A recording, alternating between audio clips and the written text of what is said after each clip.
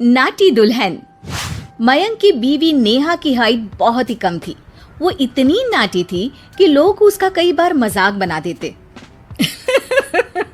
अरे नेहा, तेरे लिए तो मुझे किचन में टेबल रखना पड़ेगा। माँ जी, इतनी भी नाटी नहीं हूँ मैं।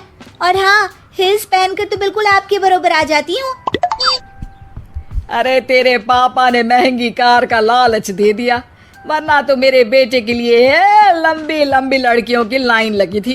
क्या बताऊं तुझे, कटरीना फैल थी उनके सामने। पर माँ जी, आपका मयंक भी तो हाइट में कौन सा अभिषेक बच्चन की तरह है जो कटरीना मिल जाती। वैसे भी मेरी और इनकी जोड़ी तो राम सीता की जोड़ी है, राम सीता की। एक दिन सभी खाना खा रहे होते हैं, तभी माँ, दाल बहुत अच्छी बनी है, जरा और देना। रुको जी, मैं लेकर आती हूँ, किचन में है, वैसे भी मैं खड़ी ही हूँ। ये सुनकर सास हंसने लगती है। तुम खड़ी हो या बैठी, एक जैसी ही लगती हो।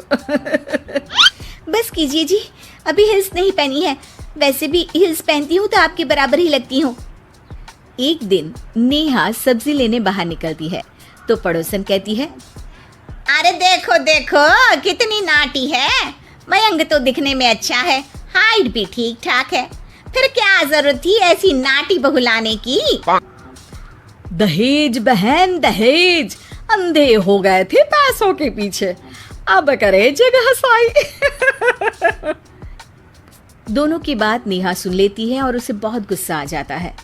आंटी जी, एक बात बताओ, मेरे पापा के पास पैसे हैं, उनको अच्छी लड़की की तलाश थी, ये पसंद आए और शादी हो गई।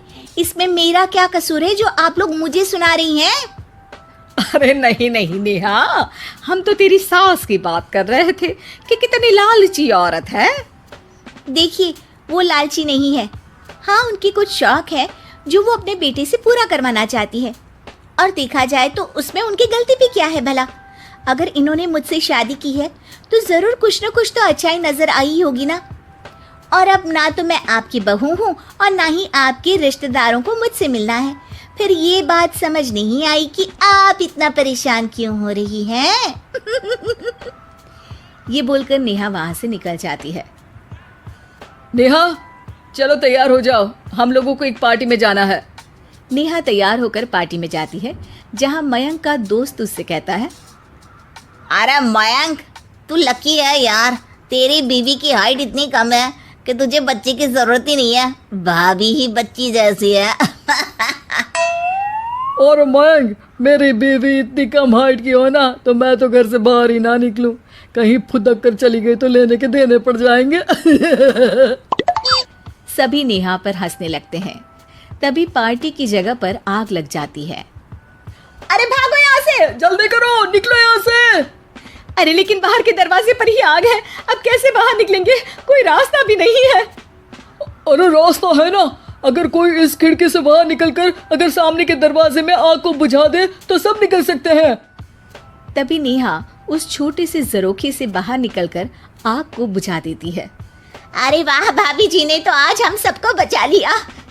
वाह भाई वाह, बीवी हो तो ऐसी, अपने पति ही नहीं बल्कि यहाँ मौजूद सभी की जान बचा ली है इसने। भाई मयंक, माफ कर देना, तेरी बीवी तो सच में कमाल है। मुझे ये बात पता है और मुझे मेरी बीवी पर गर्व है। नेहा मुस्कुराकर अपने पति की तरफ देखती है। कुछ दिनों बाद जब नेहा और उसकी सास मार्केट जाती है, वहां पर, अरे भैया, ये कपड़ा तो देना, कितने का पड़ेगा? माता जी, ये तो बहुत महंगा कपड़ा है, लेकिन अब बस सिर्फ 2 मीटर ही बचा है। मेरे तो किसी काम का है नहीं ये टुकड़ा, तो आप 100 रुपया ही दे दीजिए। अरे भैया, तो मैं क्या करूंगी इस टुकड़े का, लेकिन वैसे है बड़ा ही सुंदर। तभी नेहा बोल पड़ती है, इसमें तो मेरी पूरी ड्रेस बन जाएगी। ये कहकर वो कपड़ा ले लेती है। अगले दिन नेहा वो ड्रेस पहनकर सास के सामने आती है। अरे वाह नेहा, ये ड्रेस तो बहुत ही सुंदर लग रही है, बड़ी महंगी होगी ना? अरे कपड़ा तो मैंने ही पसंद किया था, बस पूरा नहीं था तो इसने ले लिया। सिर्फ 200 रुपये की ड्रेस है ये पूरी।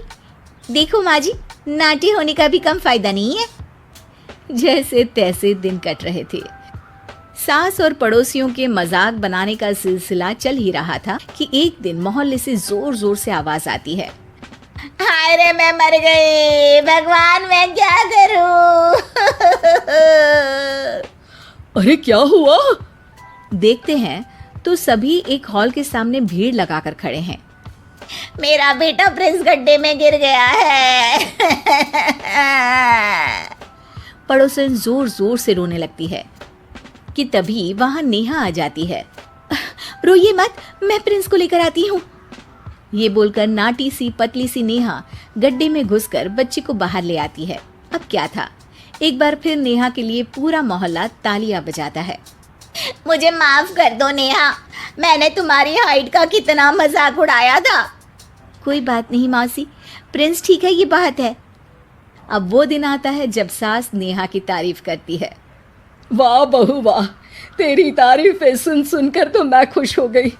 आज तो तूने ये साबित कर दिया कि समाज में इंसान अपने रंग रूप और लंबाई चौड़ाई से नहीं बल्कि साहस और हौसले से काबिल कहलाता है। मुझे माफ कर देना बेटा। अरे दोस्तों, अगर वीडियो अच्छा लगा हो तो लाइक करो, सब्सक्राइब करो और हाँ, शेयर करना मत भूलना। Love you.